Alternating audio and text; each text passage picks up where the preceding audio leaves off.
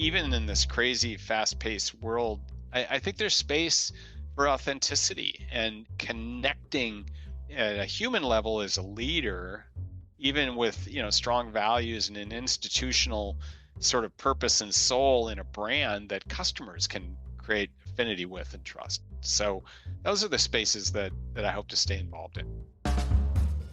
You're listening to What Fuels You, where we deep dive with CEOs, entrepreneurs, and business leaders to learn more about their stories and uncover nuggets of wisdom we can all use. I'm your host, Shauna Swerland, CEO of Fuel Talent, an award-winning recruiting firm based in Seattle.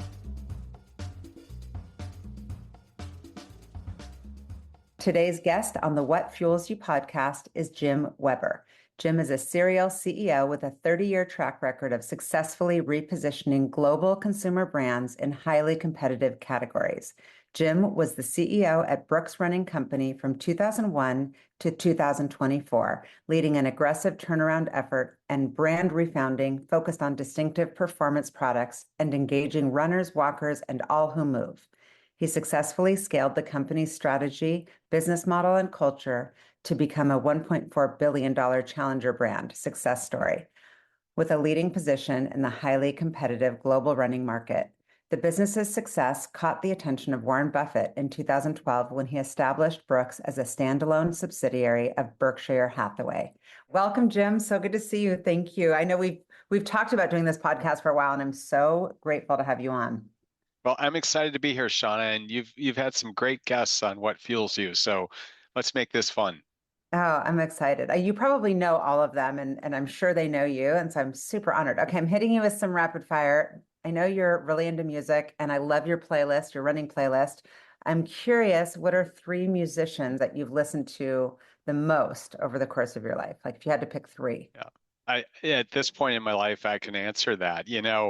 If Shauna, in the conversation of if you could be anything, what would you be? I would be a front man in a rock band. I just love music, musicians. And I grew up on Bob Dylan, and it's literally a soundtrack for my life. Growing up in Minnesota, Minneapolis, the Blood on the Tracks was recorded there. I mean, so I have had Bob Dylan as part of my musical journey from when I was young. My older brother introduced me to Bob, so I've seen him in concert a dozen times. I just saw him in concert a month ago. He's evolved with age, but it's background. I can work to it. So I have Bob on every week in That's mixes awesome. and such. Yeah. So he's classic. And he's a Nobel laureate. So his music is just incredible. And so that's for sure one. And then, I think the other, there's a lot of other go-tos I have. I've just been a huge Tom Petty fan. I saw his last tour and just love his music and the band. Bruce is up there, but I would say in these times of crazy change, the last 4 years, the Talking Heads have been in the backdrop to me, my working mode over the last 4 years.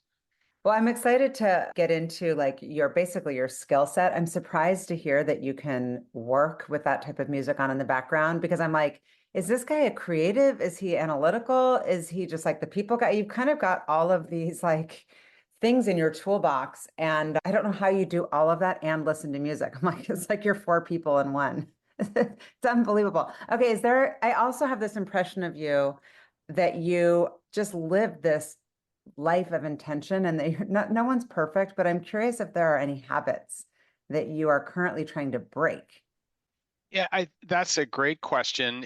Life is a journey. I think every company, every person is kind of an outcome of the journey they've been on, and good and bad, all the experiences and what have you. So I was hardwired really, really young, and I wanted to be in leadership. I feel so fortunate. I had the dream job of my life, and I've accomplished almost all the goals I had from an ambition point of view in my life. And so I think where I'm at now is I'm trying to create balance, right, with family and friends and just the life experiences. I've never believed business is really about the finish line. And the sports analogies with Brooks were numerous, but you have to enjoy the journey. You just have to. That's what life is, right? So is the habit you're trying to break like are you a workaholic?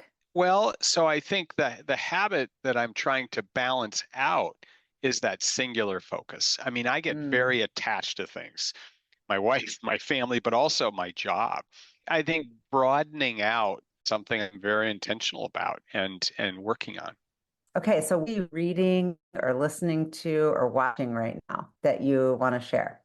I'm absolutely a podcast junkie. I'm probably following 70 or 80 different Yeah, I'm the podcasts. same way. They're so good. And they're so good, right? And I love the long form, and I love what we're doing here because you just learn so much more and get a sense for it. So I think from a leadership standpoint, anything in and around Daniel Kahneman is gold.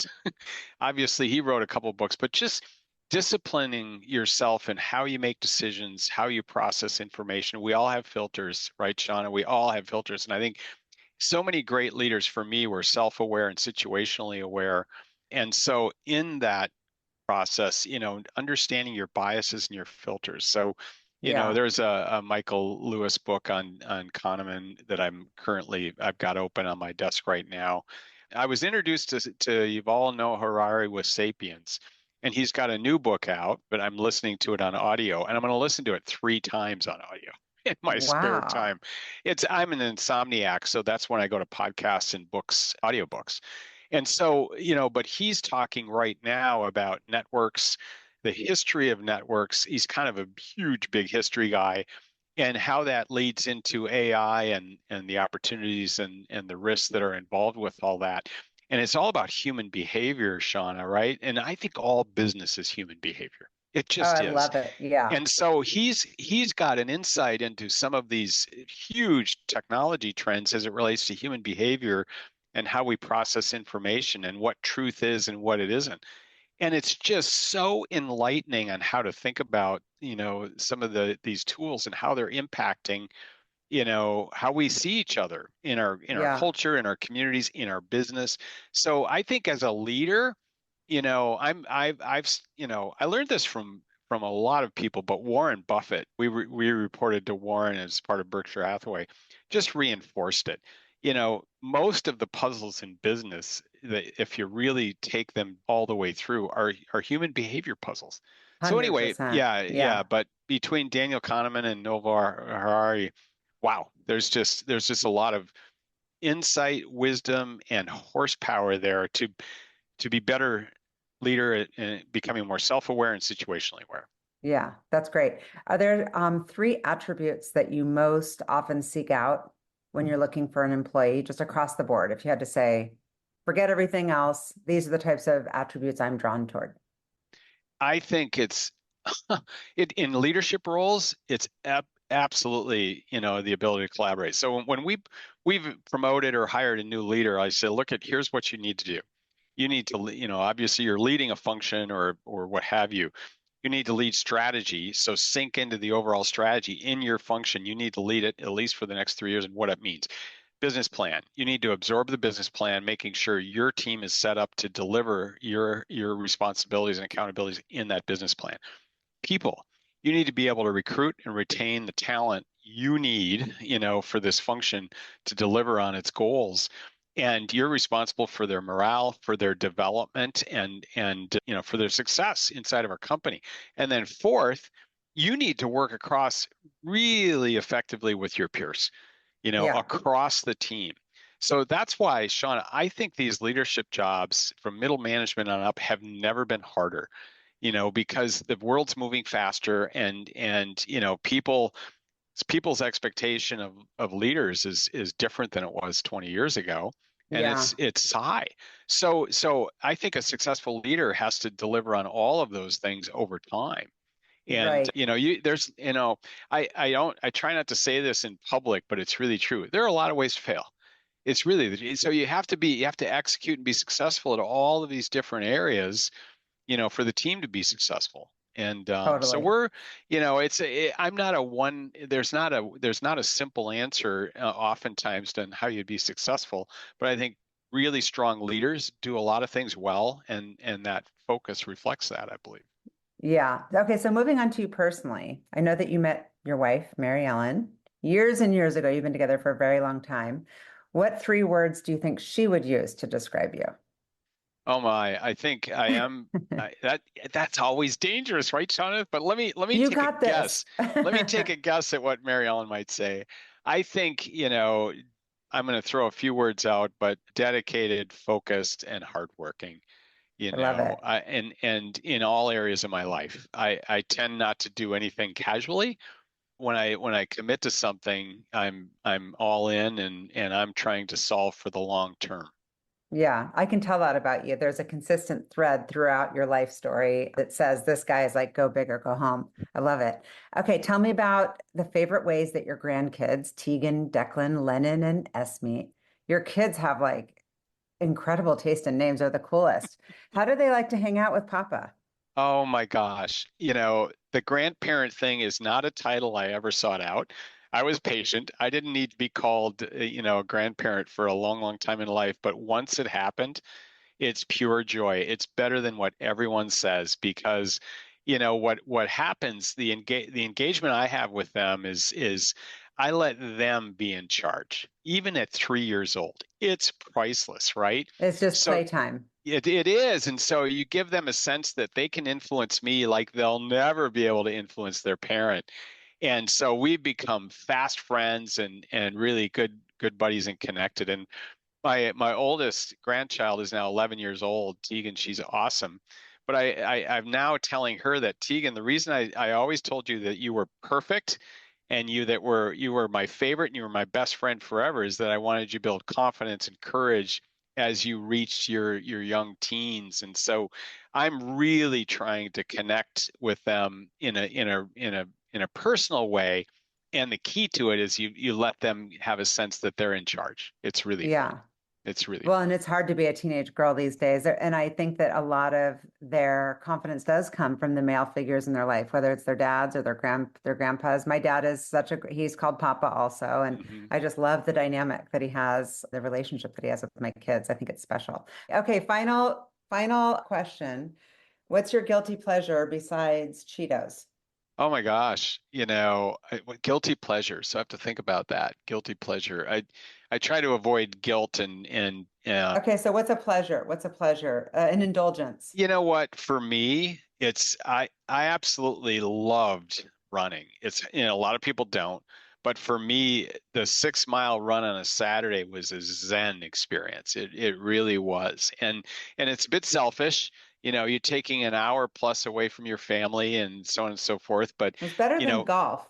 it's a lot less time than golf, but I just found it so, it's an investment in yourself physically, mentally, emotionally. I Oh, just yeah. found it a great time to meditate and process. So that was my meditation time is long runs. And I always felt it was a gift and a bit guilty about it because it's a selfish act. And I think Oh, I don't think of it but it's self-care. It makes marathoners you a often better feel that way. dad. Yeah. When you're training for a marathon, you're putting a lot of hours in. So, Yeah. but I think that's where I've, just in terms of being responsible to my family and my job and everything else, at times it was a selfish act that was really something I enjoyed. Yeah. Well, I want to talk about early days, like when you first even started running. I know you grew up in the Midwest. I've read a few things. I read that you would describe yourself as a lost little kid, little boy, fourth of six kids, worked in the family business at age 8, that your dad was running the restaurant, tavern, bowling alley. It sounds like I have a picture of it in my brain. I can picture you with the rolling the coins and cleaning. And now describing yourself as like a hard worker. Is that kind of the core of who you are? Like, is that part of it, or is it you, the hockey player? Like, what taught you the most about your work ethic? Yep. So I think, I was around, working people that put a lot of hours in and worked hard. And it was just that was the focus. It was definitely a working culture, and I decided early on that the family business looked tough. My dad was struggling in it. He had some alcohol issues too, but I just decided, wow, that looks really hard. I want more than that. I want different from that. And so at a young age, I got very ambitious and I wanted to get good at something, whether it was business or hockey or whatever. So I put everything I had into hockey. I mean, everything. And my dad's side was 6'2" and above. My mother's side was well below 5'10". And in eighth and ninth grade, I was very tall. And And then everybody kind of outgrew you. I stopped growing, Shauna. I took after my mother's side, but Yeah. I played, some real high level competitive hockey in Minnesota at a dynasty high school, a lot of D1, some NHL players and the like. And then I played a little bit of college, but I wasn't going to make the NHL. So, I stepped back from hockey and that's when I started running. But the focus on being good at something then led me to leadership in business. And I Yeah. was singularly focused on I wanted to run a company someday from literally high school on. I love that you decided that so early, but I also love the part. And, when I started the podcast, it's really just been for fun, but oftentimes I'm asking questions and thinking about my kids. Like, I hope they listen to this part because I get to interview the coolest people who are so smart and driven like you. And the part about like the hockey puck and the kind of determination and the resilience, because I go to these Kraken games and I'm like, it's just a different sport. And that teaches you just like you keep going, you push, you push, you push.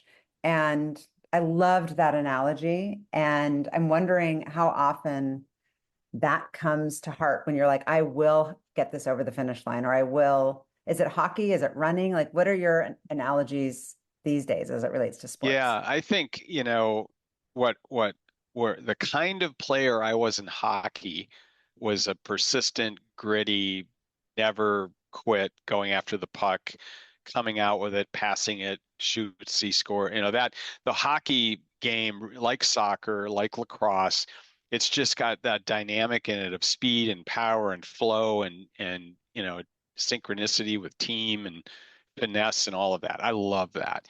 But I think the kind of player I was just persistence and grit. Yeah. And that's how I've ended up bringing that into, the way I work and compete in business too. It's definitely if you can't, it's great to be brilliant. It's great to have a unique vision and a fabulously innovative business model. Boy, we all work hard for that. But persistence, You can't through teach that. thick and That's what thin, I've seen over the it, years, it's 30 and years of leading. It's hard to teach drive and yep. persistence.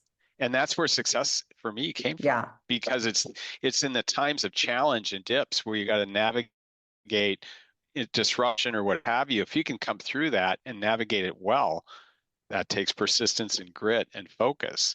That's where the big leaps in brand strength at Brooks came from. In those difficult moments, because we navigated and came through it, great outcomes came from Yeah. it. So, yeah, I'm definitely still a hockey player in my Well, brain, hockey's so badass. I love that. without I'm a doubt. guessing you don't have all your teeth, or do you? Oh yeah, I have all my teeth, but the masks came in Ah, seventh grade. I kid you not. So I have stitches. I have a few stitches from fourth, fifth, sixth grade, but then we got yeah. masked by Oh, seventh good. grade. So you've So described your mom and dad and those two sides of the family as being very different, and that your childhood home was, chaos, all the kids and, the alcohol. But I'm guessing you got some traits that you're proud of from each side. What did you get from your mom and what did you get from your dad that you've passed down to your family generationally? yeah, I think from my dad's side, it was him and also his siblings. There's just a focus and a diligence and sort of an intensity to task. They're more cerebral and they're more not somewhat introverted, but they're just more thinking in their approach to work and the world. My mother's side is very, social and interactive and engaging, connecting in the moment, with every person that comes through the door, not just my mom, but her whole family. And so I took some things from both sides of the family. I had this cerebral sort of focus side of it in my brain, but I want to be connected. I Yeah. want to be socially connected and outgoing. And it's something that I've always tried to hold in my life and challenge myself to do, even though I'm more of a natural introvert, challenging myself to going and extrovert and connecting with people because that's where joy comes from, right? That's where Yeah. fun comes from. If you're going to enjoy the journey, it's about the people you're with. And 100%. so I work hard at that, and I had good examples in my family, to see what that looked like, and Yeah. learn from obviously other leaders along the way. So, I'm convinced, Shauna, that your kids and your family, they're influenced a lot more by how you behave than what you say. Oh, yeah, for So, sure. I think I think, hopefully we're modeling that. And, my wife is a huge part of that too. Yeah. So hockey allowed you, I think, to be the one kid out of all the kids to attend a private school, and you helped pay the way, right? Mhm. Was that something that you feel was worth it, like looking back? And how did that school experience shape you as far as the decisions that you made going to University of Minnesota and just kind of pursuing more for your life? Yeah. So at the time, hockey was everything. And I had a lot of friends that were going to the local Catholic school. It's called Hill Murray, that had a phenomenal hockey program, and it has for decades. Lots of state championships, lots of Division One hot college players, lots of NHL players.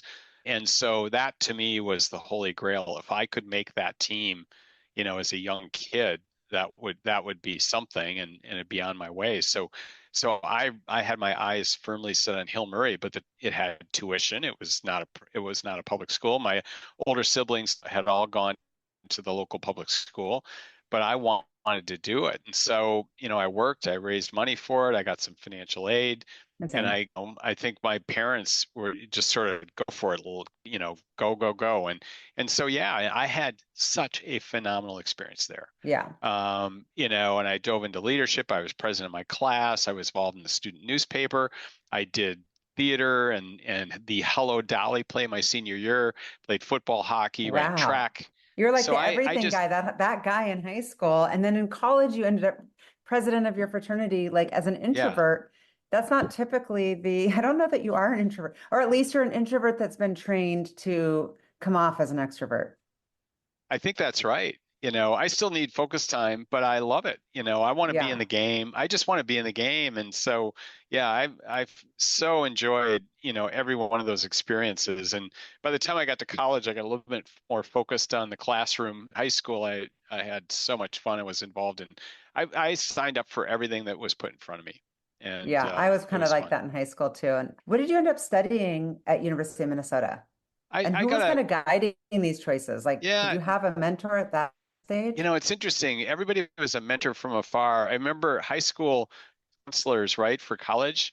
The first time I sat down, she asked me, "What are you thinking about?" And my dad had gone into engineering and didn't practice it in the end, but I thought engineering, that was just the right place to start. And she actually laughed, Shauna.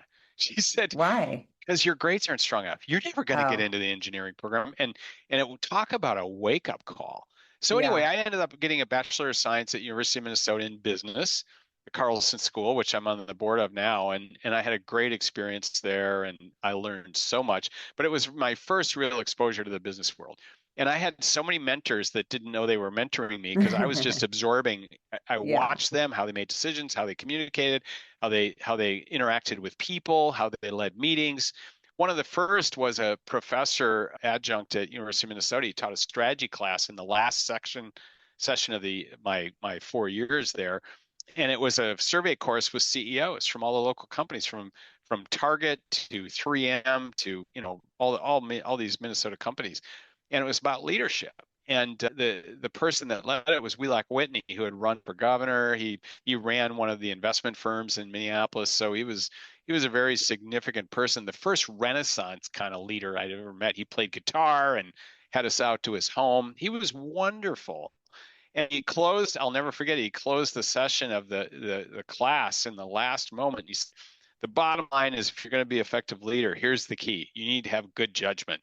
You need to have good judgment to be a leader. And anyway, so he had a huge influence on me. And that was the beginning of really watching successful people and learning literally by studying how they played the role, how they led.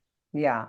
And I know that you made a decision that you had like, I want to go somewhere. I want to lead a company. I want to get an MBA. After college, you ended up learning a lot of financial modeling and analysis at Norwest. I'm asking these, like I keep saying this, but I've got a child that's a sophomore in college and he's, focusing on what he wants to do and who he wants to be. And there's so much pressure on these kids to get it right. And I want him to listen to like this type of podcast, right? Where there's never a straight line to success. You start off in financial analysis, you go get your MBA at Dartmouth, kick-ass opportunity. Like you're building your resume out, right? You've got your Dartmouth, and then you go on to these huge brands like Pillsbury, where you learn everything about marketing, and Coleman, coolest company. These are cool companies that are recognizable names. Got to be president at age 30. I mean, you've got this incredible resume with these name brands, right? O'Brien. They're all kind of sexy companies. And as I'm listening and reading and studying as I'm preparing for this podcast, I'm thinking, what is in your mind most important if you're now giving advice to someone in their 20s? Is it pick the right people, pick the right product, pick the name recognition, pick someone where you can learn the most and grow the fastest? Like, we can get into your career, but I'm Yeah. so curious how you made these decisions. Yeah, I think everybody's distinct and unique. For me, I didn't feel smart enough to run a business when I came out of college. I wanted to learn from really smart people that were doing it at a high level. So I wanted to be around larger companies where I could learn from a broad range of people, super smart people. And banking was that was very narrow. I couldn't wait to get into a business. It just looked like more fun on the other side. But Yeah. Pillsbury was a huge move for me because they had a corporate development group where we did strategic assessments. I was attached to the chairman. It was fabulous.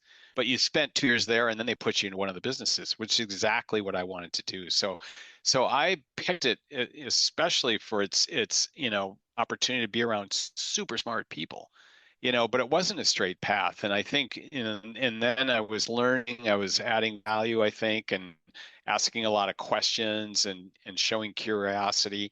But I think that's the advice I give to folks. There's so many people I'm impressed with that come out of college and start a business.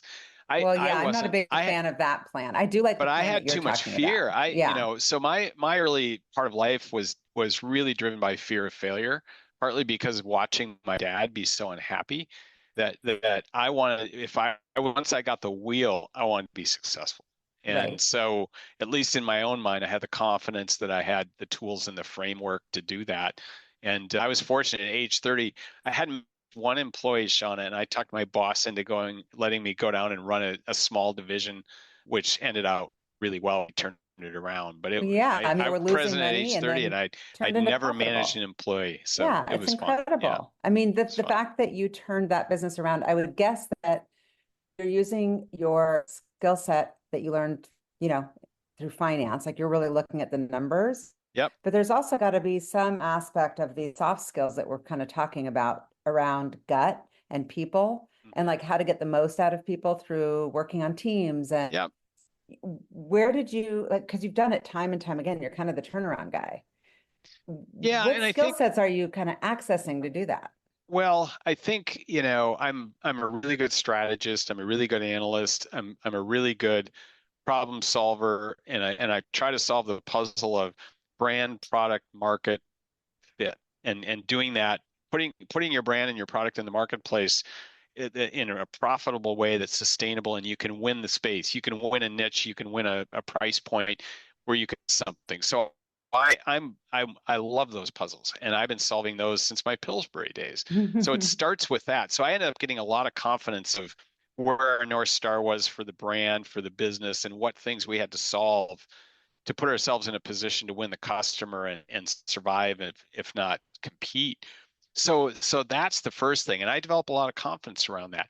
I would say my ability to lead people, nurture, coach, and build people has been a journey. I didn't have it when I started. And Yeah. and I had an assumption for the 10 years that people kind of thought like I did. Boy, that was a ridiculous assumption, but that's what I operated on. So my eyes were really opened up. We had a strategy offsite. We were about 200 million at Brooks, and we had a great vision and plans and all these big ideas. We spent 2 days on it. And I had a consultant helping our leadership team as we went through this. And he said, Jim, this is great. Great vision. Looks really good. Now you have to spend a whole another day at people. You've got to spend an entire day on what is it going to take to execute that for the next 3 years. What are the gaps? What do you have? What do you need? What does that look like? And that drives then org strategy. It drives leadership development, everything else. And it was like, Shauna, it was like of course, duh. I mean, I was 40 years old when Yeah.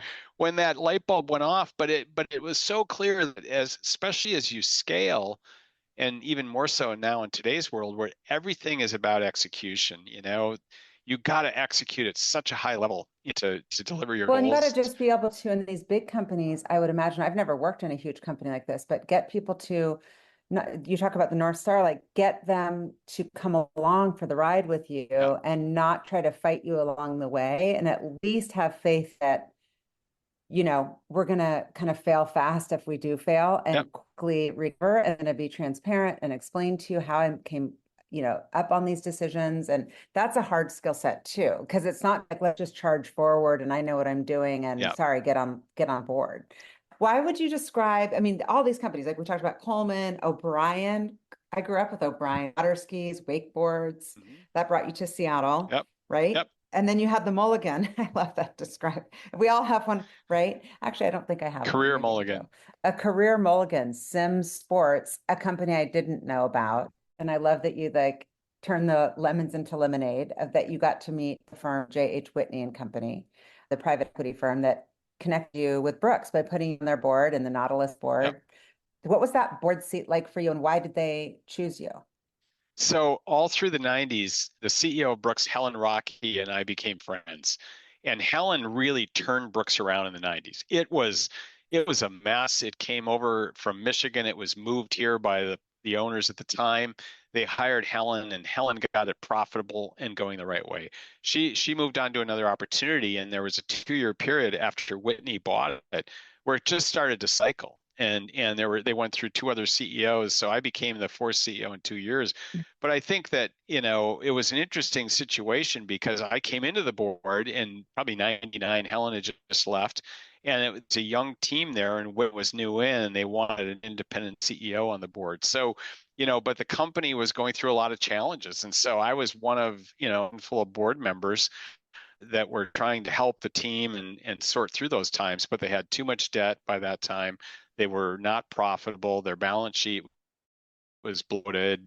And it wasn't a pretty situation. So it was an exciting board experience, I would say, for those 2 years, So you're Sean. on the board, and then they approach you and suggest that maybe you should be the guy to run the business. And I'm curious, like, you go home, I'm guessing, talk with your wife and discuss it. What lens were you looking through as far as weighing the pros and cons of this opportunity, especially because it's like, oh, shit, they've gone through all these CEOs. Like, how am I going to be different? Obviously, you've got a viewpoint because you're on the board, but Yeah, like, who wants to sign up well, for and that? that's what it looked like from the outside, but I already done 3 turnarounds, right?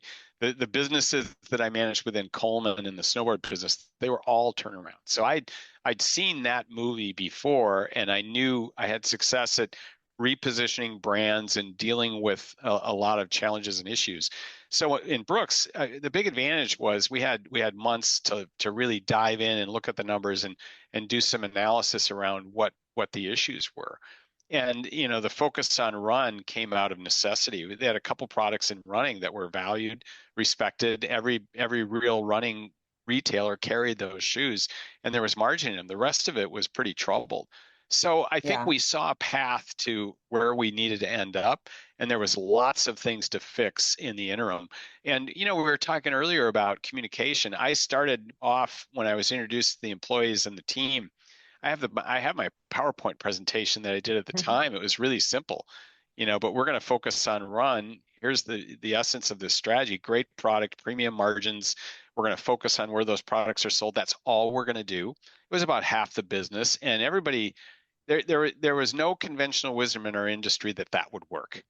There was a lot of people betting against it, but I think we did the analysis and wasn't like we had a lot of options, and I was pretty confident we could make it work. So by the time I said yes, I was excited because again I'm a consumer products just gets into your DNA, and I Oh, love yeah. product and I love brands, and the running category.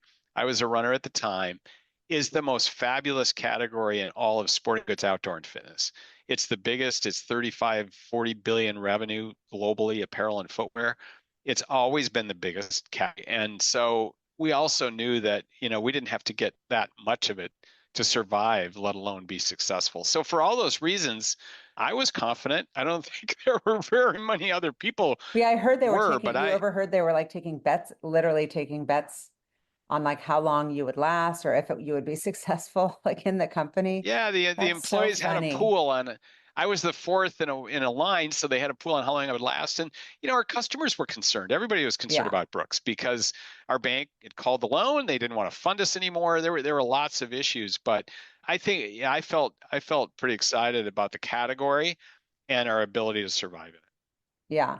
So you talk in your book, which I'm so excited to talk about your book called Running with Purpose, about authentic leadership, which I'm guessing you had to really tap into to get the Brooks team on board with your vision. Talk about focus, curiosity, and trust.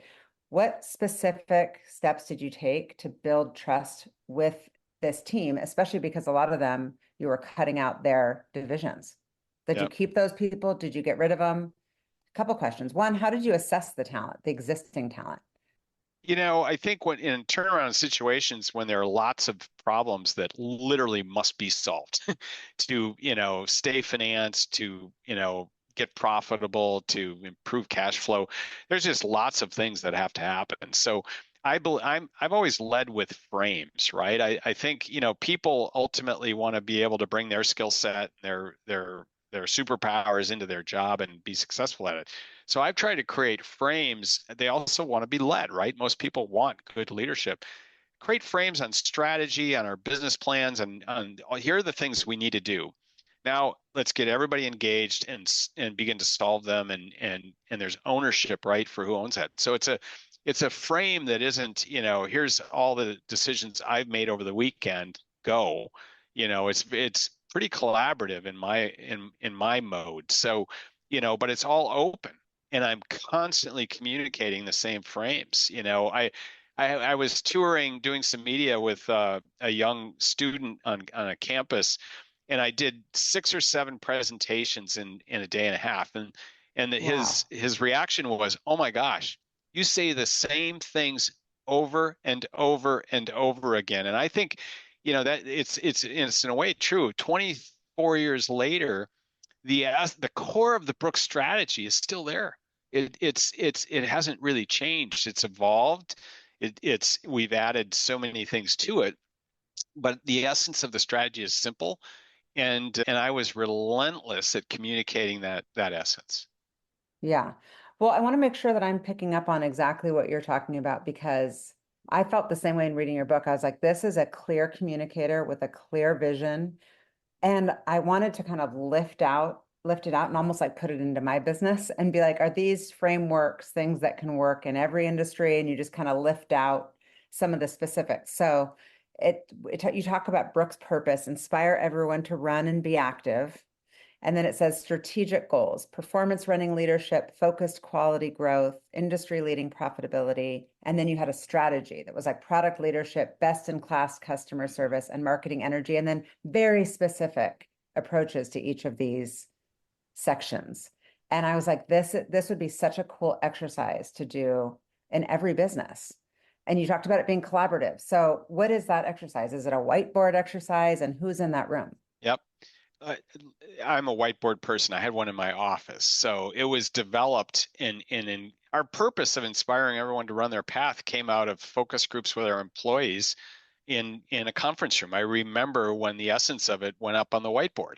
And so, yeah, we were always interactive and collaborative with these, but you're describing our one-page strategy, which we Yeah. created kind of by the time we had it all laid out, I got it onto one page. And it really helped us really decide things that we weren't going to do, that all the focus sort of had to be in and around those goals, and it was how we were going to win, right? It was the competitive strengths that we were going to essentially do better than anyone in our space to win the customer and to begin to build a brand. And so it really related into the core things that we had to be fabulous at. And that was product. We had to lead with product in the segments where we played. Best in class service. We're gonna outservice the retailers of anyone else in our space. Brooks has done that now for 20 years. And then marketing energy, which How is really that measured, Jim? How do you measure that? well, net promoter score with consumers, and they do also do net promoter scores with retailers, but it's on time delivery, it's solving problems, it's fill rate, It's, trustability. It's doing what you say you're going to do. Trust is foundational to a performance brand in the product, but also for the retail partners. We wanted to be their most trusted partner because it's worth 10 to 15% more in a seasonal business. And I learned that at O'Brien. And you miss the season in summer water sports or winter Yeah, sports, you're you screwed. you miss the whole year. Yeah, So yeah. I was wired to, customer service models that were driven in the entire organization. To be able to deliver on time, we have to develop product on time 18 months earlier. Everything has to be there. So that makes it that's what drove the team sport is everybody's on that page. So every function in the business ended up orienting into this strategy, including finance, including HR, right? It was all about creating capability to deliver on these things. But ultimately, they dialed into what mattered to the customer in terms of how Brooks was going to compete. That's the power of it. And how much time did you spend? Like, I know you were selling into specialty running Mhm. stores. How much time did you spend educating those people on how to sell Brooks when a customer's walking in? Because, like in New York, when I lived there, there was a running store I would go to, and I'd go on the machine and like Mhm. they would kind of analyze my Yep. foot, and different than just walking into like Nordstrom, no offense Yep. to Nordstrom, but like and trying to buy something to go running Mhm. in. How did you educate them and how important is that relationship? So in the beginning, it was the proving ground because the best running shops are community oriented shops, right? They're connected into sports medicine professionals and injuries.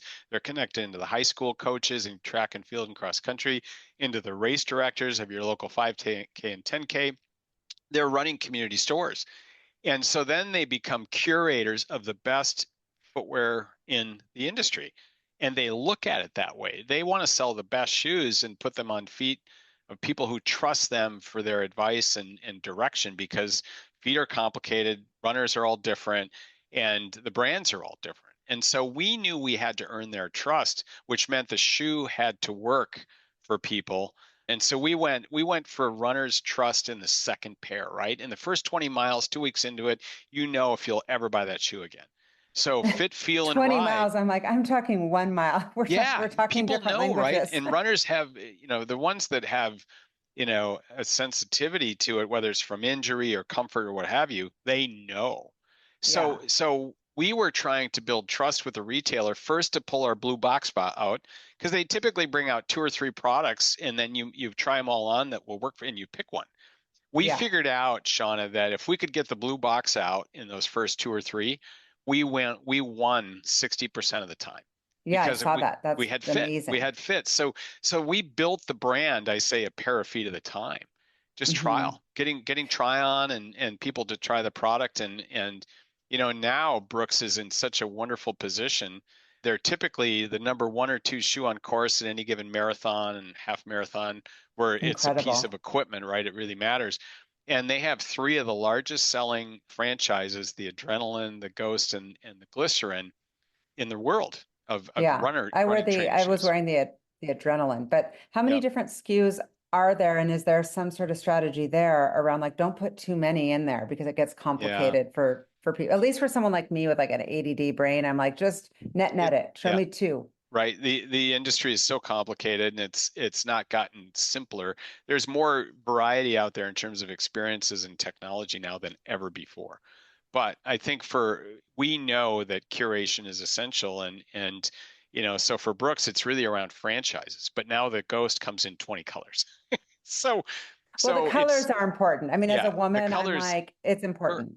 everybody says color's not that important, color is really important. It's So important. I yeah, basically wear black and white, and then I'm like, you don't need to put turquoise and pink on yeah. that. Like, I'm good with the black and white. Yeah, but I think the focus is here's how it manifests itself. 75% of the business at Brooks thereabouts is in those three shoes.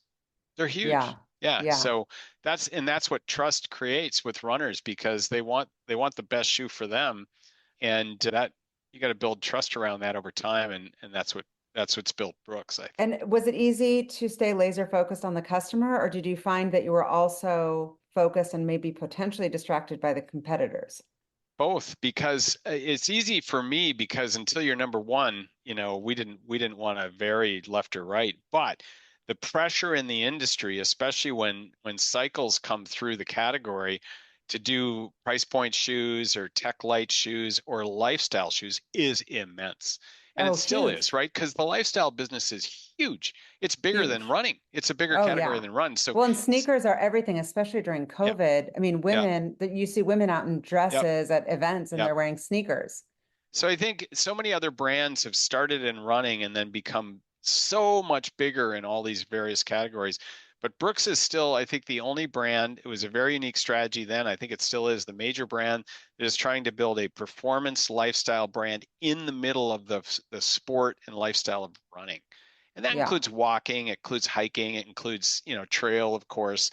But I think they're still focused on that because globally, they'll do about 1.4 billion this year globally. That's easily a $4 or $5 billion business, and Yeah. and that's their goal. That's been their goal as a brand to stay focused and continue to be the number one choice for all who run.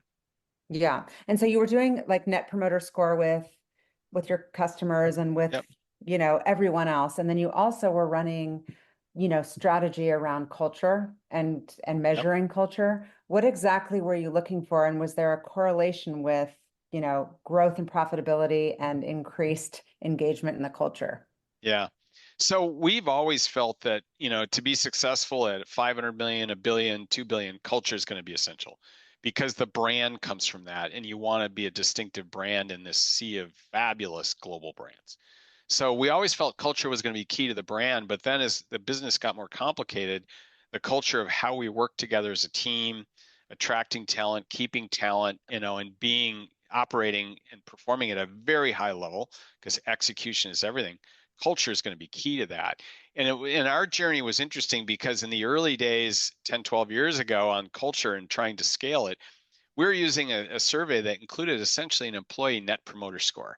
Right. And we thought, why not? It's great for customers. Would an employee recommend, Brooks to a friend, as a place to work? And what we found, Sean, is that when the business was great and you could see a lot of growth, those scores were super high. Yeah. But when the category got hit by disruptive forces and we were struggling and we had to sort of resolve for the customer, those scores dropped. And Yeah. that happened in 15 and 16. And it was sad because we knew our culture had gotten stronger. We were working so hard on it. We worked on the leadership training side and like, so what we did is we created an all new survey that we took our values and we aligned them with competencies and we created about 36 questions that really revolved around measuring the strength of the culture in terms of behaviors that reflected our values because culture is all about behavior. And it's and it's in the minds of your employees today. Well, how do they feel about the culture? It's in their mind today. So we wanted to lead and manage in a way that was consistent with our values. And out of that came, tons of leadership and management training and really reinforcing, the kind of behaviors that would not just drive performance and accountability, but would work on the how we operated and be more consistent with the values that we said is Brooks at its best. So that journey was really, really an eye opener for all of us, including me. But because of that work we did, here, what was so fun, COVID hit, everybody's working remote, all the stores are closed, right? Everybody can write a book on how you navigated COVID. But that we were doing weekly town halls every Friday morning, global town halls, Wow. almost like fireside chats with over 1,000 employees. By the time we did the survey in the summer in July, we were all remote. We had the highest culture scores we ever had Oh, in a incredible. Well, you remote were mode. intentional around We were it. very intentional about it. And so the responsibility and accountability for leaders to engage with the team, keep them with us, communicate, all of that work we did really paid off when COVID hit. We had the highest culture scores we'd ever had. I love that. And when you're recruiting, is it important that somebody is passionate about running, or is it just that they have to understand and appreciate what running brings to people? Yeah, I think it's the latter, right? We're finding talent that is fantastic for our team. You don't have to be, if you had to be a great runner at Brooks, I wouldn't have been there. I think I was one of the slowest people in the Well, just company. appreciate running or, But you got to be a appreciate it. runner. Yeah, I think it's we're what we're doing is we're celebrating and hopefully inspiring at the margin people to move, right? And I often describe walking as slow running now, Shauna, Yeah. because I'm Oh, doing a yeah. bit of that too. So but it's all about appreciating that lifestyle. That's what we orient into, and that's where the customer is. And we're trying to connect rationally and emotionally. On the rational side is just great gear. It's a great Yeah, jacket, a great pair of shoes, a great trainer, a great race day kit. So, but on the emotional side, ultimately, as people get to know Brooks, it's going to reflect, a love for this sport, which is what our customers are connected to. So, yeah, the definitely. appreciation's important. Yeah. So tell me about this was awesome. I read that obviously Warren Buffett, huge person in your life, and I'm guessing that you've known of him before you actually knew him for years, almost that star quality of like, holy shit, Warren Buffett. And then you get a missed call from him. You miss a voicemail for 5 days. What was the call about, and what did it mean to you personally? I know it was in 2012. Yeah. Yeah. So I had met Warren probably, I think, 6 to 12 months before that call. He had invited me to Omaha. And so I spent a couple hours with him, taking him through Brooks, and my goal that he was going to fall in love with Brooks. And I had told him that you didn't know it, Warren, but you've been mentoring me for 20 years because I've Yeah. read everything you've ever written, all the annual reports. And I went to school on him in the 80s and how he thought about businesses and consumer brands and business models because I was at a company that one of his businesses had competed with, and I thought, who is this guy? And so Yeah. just playing to win and being thoughtful and deliberate about how you compete and trying to solve for the customer and for a profitable business model that was repeatable, a moat, if you will. So by the time I met him, I was wired into it. And we'd built Brooks in that way. And so that was a great conversation. And later I'm on holiday with my family over Christmas, New Year's, and I'm checking I think it was a BlackBerry at the time. Maybe I no, it was loved probably my BlackBerry. I loved my BlackBerry I too. was obsessed. I wish it would come back. Like that's I still still to this can't. day my all-time favorite. I have to say I still miss the keyboard. But I anyway, loved it. at that The time I didn't little have the my little stylus, the stylus or whatever exactly. that thing was. Yeah, it was the best. I didn't have my voicemail tied into my email at that time. So I was checking email every day, but I get back to my desk on January 2nd at 7 a.m. I'm in early, it's a new year, and my red light on my phone was blinking voicemail in the old days. And so, Jim, this is Warren. I got an idea. Give me a call. I'd love to talk to you about it. And it had been sitting there for 5 days. So I called him at like 7:05 and it was his direct number. He answered the phone, and basically had been part of Fruit of the Loom and a big apparel group. That's where we had four owners up until Berkshire, and we just ended up in that group. And he'd been watching us, and we'd been doing well, and we were different. We were premium footwear. Anyway. So he said, "Look, I think they're going to focus on apparel. We're going to spin you out as a standalone sub. You guys are doing well. You're focused. You've got a lot of opportunity." And that's what we're going to do. And I said, Warren, I think that's a great idea. And he said, you'll report to me, and from here on out, I'll probably be taking credit for some of your success. So it was fantastic outcome for Brooks because we had treated every owner we had as an investor, right? And when I came into Brooks, it's like, Jim, you're with Whitney, you're just here to sell us. And I said, here's the deal, you guys. Companies with issues get sold, companies with opportunities attract investment. And that was my wiring, right? We have opportunity, we know where we're going, we know how we're going to do it. And that's how I treated, Whitney and Russell and Fruit. And now we had a real investor. So, I think he was happy to support our ambition and vision, and we were, working hard to execute against it. So never look back. I mean, Warren Buffett became our fourth owner, and it was a great place for Brooks to be. Oh, incredible. Incredible. And so what about some of the failures? Oh my, I think so many times for a CEO, I think some of the big failures are errors of omission. And so they're not sort of visible and on your results or even on your resume or whatever. But there's things you miss that you should have done that you didn't strategically or execution wise. And I think about those a lot, and just the assumptions we made on our category and our industry and where we are off a little bit. I mean, we've struggled in apparel. I worked so hard, and I think they're going to be successful at it. And they're coming with a lot of newness there. The product pipeline Brooks has never been more exciting. But we struggled in apparel for 20 years, and I also think entry into foreign marketplaces, Brooks's development strategy around the world is really simple. Where there are people running, we want to be there.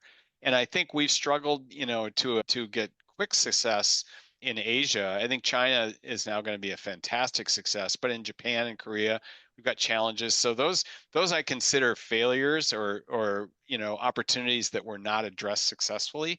So I think about those, and then sometimes, for every leader, I think sometimes you stay too long with an executive or a strategy that it's kind of obvious it's not going to work, and once you know it, you should probably move on it. And sometimes, in those decisions, you delay, and I've got some of those in my background too, I think.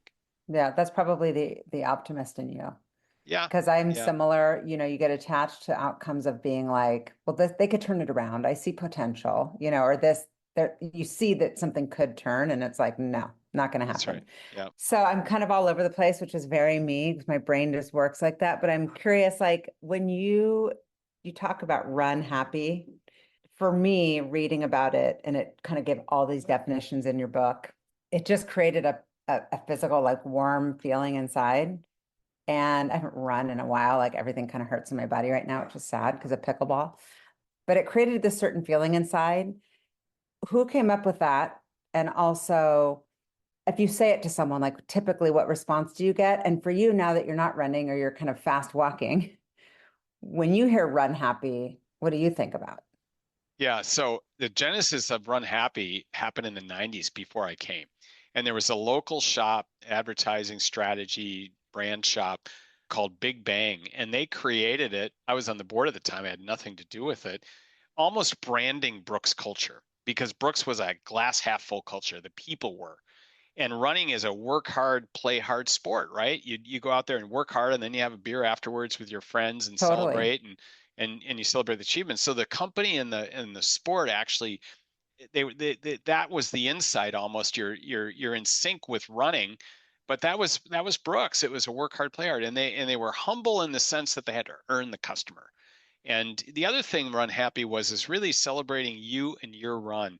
And you pivoted off the big brands in the space at that time. The big brand is just defines epic athletic achievement. And everybody that plays a sport gets Nike. They just get, it's so powerful because it's about breaking the tape, it's about medaling. And running is such a unique sport because it's that plus it's an investment in yourself. It's health, wellness, fitness, mental clarity.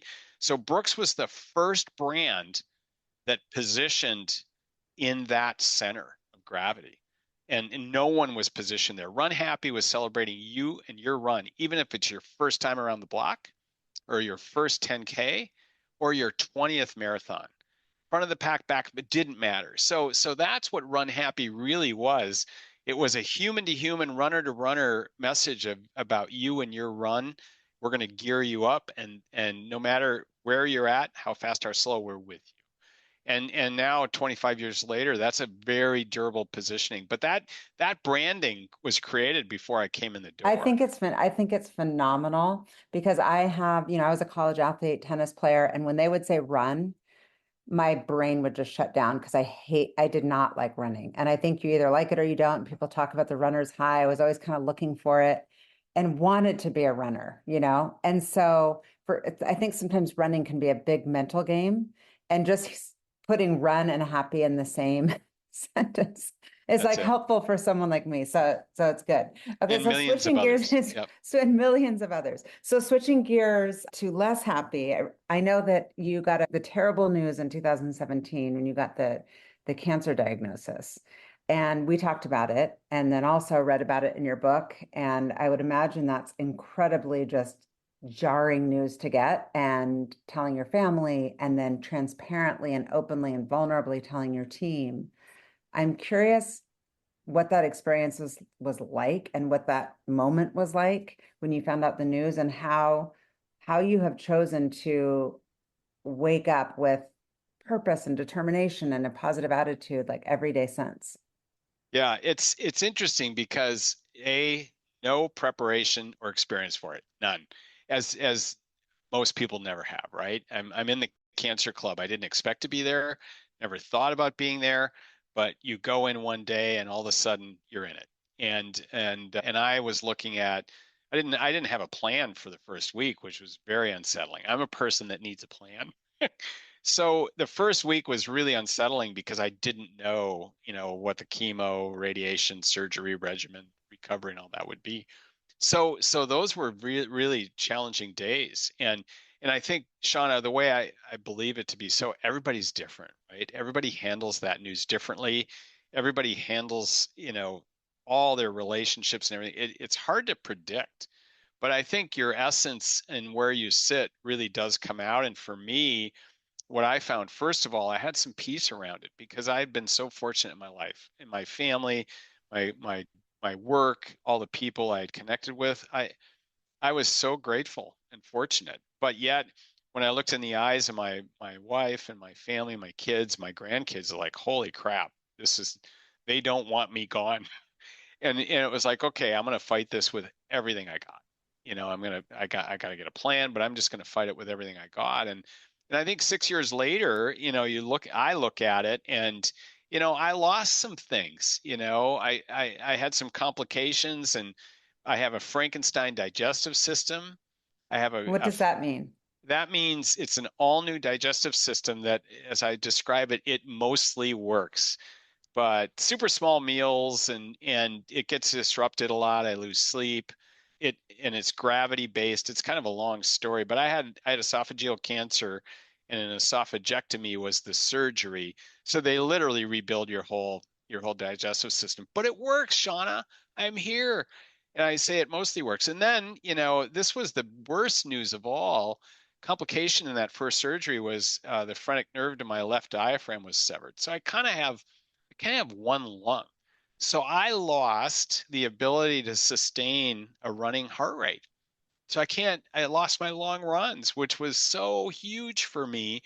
And yet I have a lot, right? I can do intervals. I can do everything. I just can't do it the way I did it before. So psychologically, I think, I've come to the conclusion of what choice do you have? You have to accept it all and make the most of it. And I think, while I'm sad I can't do running the way I did. I'm sad that I'm up at 2 in the morning with digestive issues because it mostly works, but it didn't that time. There's nothing I can do about it. And so you work with it and still try to soak in the best of every day. And it's not easy, but that's obviously the mode we're all in, right? And I think Hmm. in life, we all know that everybody's got problems. Everybody's Yeah. got, disappointments. So those are two that I have from this cancer. But if I really step back, I have a ton. I have a lot, and that's where I'm trying to live from every day.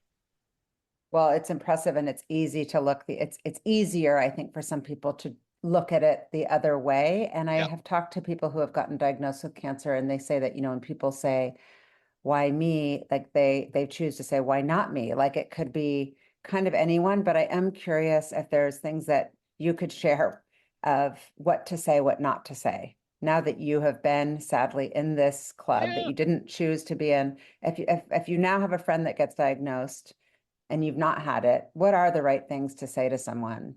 Yeah, I think it's, I'm just so aware of how different people process, loss or tragedy or challenge, fear, all of those things, right? They just play different. So I think, wow, this is big news, and asking them about how is it affecting you? How are you processing it? Where are you at on this journey, and sort of understand how they're processing their situation, because that's where you want to meet with them at. I think I don't make any assumptions anymore on how a diagnosis like cancer affects people, because I think the range of how they are affected and how they need to deal with it is so big. So I think that's always the place to start. How are they doing? Yeah. How are they Yeah. processing it? Yeah. Just how are you? Like Yeah. how are Yep. you holding up and how can I be Yep. there for What are you you? worried about? Yeah. What are you worried about? What do you fear? What are you excited about? How are you balancing all that out? Ultimately, Yeah. there's all those acceptance phases, just like any crisis or challenge that you deal with, that people need to go through. Yeah. And I think people are so different in that regard. Yeah. Well, I'm glad that you're doing well, and I will continue to send good Thank positive you. vibes your way for you and your family. And I'm curious, so no more Brooks, and now you're doing all sorts of all sorts of things, author, board member, community leader. What's next for you? Yeah, it's chapter 2. I haven't been through a transition forever. I've had my head down and been building businesses, but I stepped away from that role, and we had a lot of succession planning work in process, and Dan Sheridan is the new CEO. He's going to be fantastic.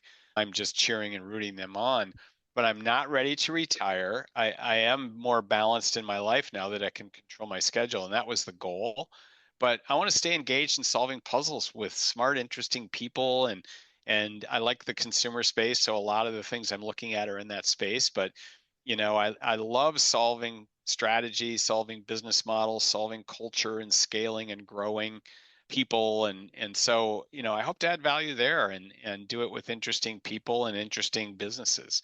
And I'm finding, early on, it was such a shock to my system to go from, sort of full speed to now what? But 6 months in, I'm less anxious and more optimistic, and I'm starting to work with some really interesting people. So that's the goal, but also That's being more exciting. balanced in my life at this phase, and just more time for fitness and personal health and my family.